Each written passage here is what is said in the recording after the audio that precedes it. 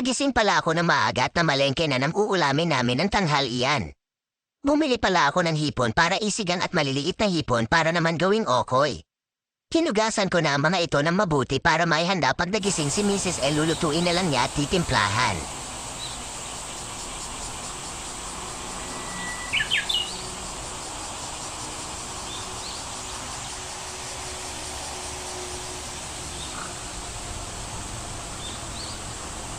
Fresh nga pala yung maliliit na hipon dahil ito ay mga buhay pa at nabili ko pala ito sa halagang 200 pesos.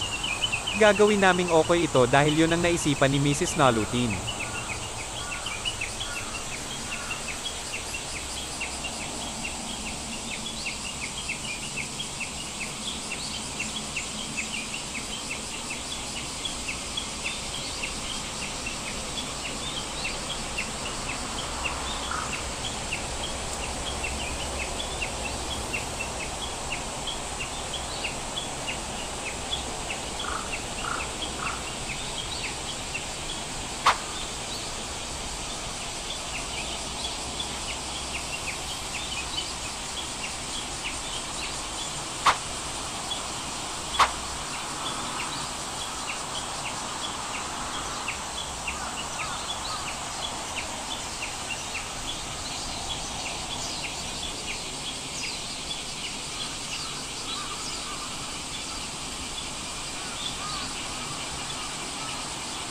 Hinugasan ko na din pala yung mga malalaki na hipon para maisisang ito. Kumuha nga ako ng lalagayan, inihahanda ko na pala lahat dahil paggising ni Mrs. iluluto na lang niya.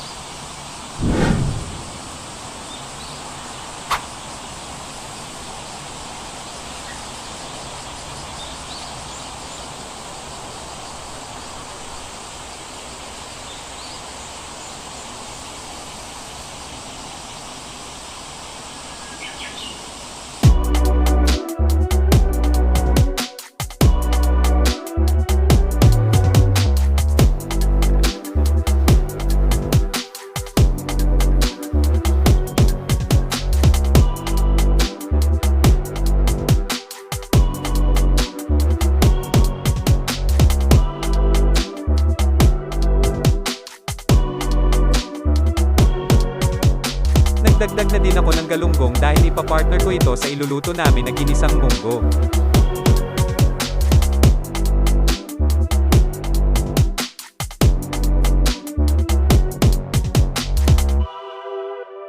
Dumating na pala yung kasambahay namin at siya na ang nagtuloy ng aking ginawa.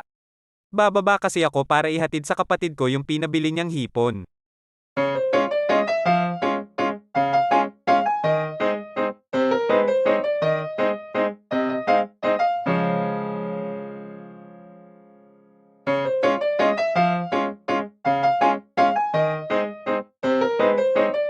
Pumunta na ako sa bahay ng nanay ko sa baba. Nakita ko silang nagtsismisan doon. Ang aga-aga nilang magbardagulan. Inabot ko na sa kapatid ko yung hipon na pinabili niya. Narinig ko sa kanila na pinasok pala kami ng magnanakaw kagabi na buksan niya yung gate namin. Matindi talaga ang magnanakaw dahil yung pinto ng gate namin ay napakahirap buksan. Gagamitan mo talaga siya ng martilyo bago mo ito mabuksan. Ayun nga, nag-uusap pa din kapatid ko at nanay ko na nakawan kasi ng cellphone yung kaibigan ng nanay ko na nagmamanicure sa amin. Doon siya sa nanay ko natulog at nakuha sa kanya yung cellphone niya. Oy, may itlog na bugok, magluluto ang nanay ng bibingka abnoy. Umakyat pala ako para kunin yung hagdan at aayusin namin yung CCTV sa baba.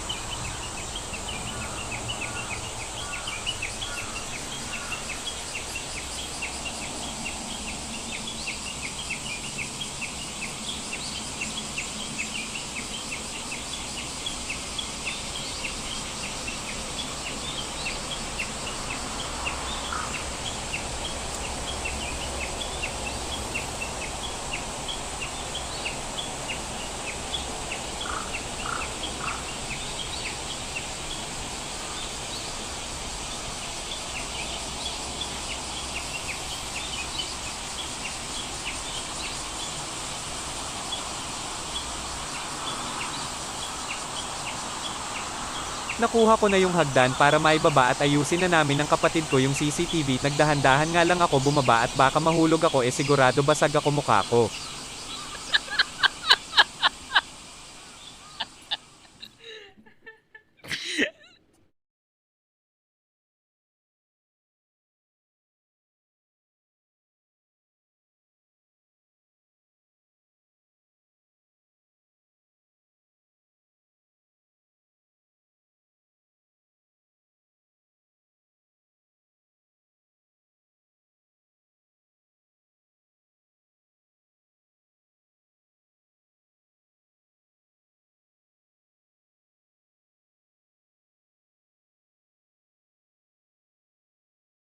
Pagkababa ko nga nagtsismisan pa din sila.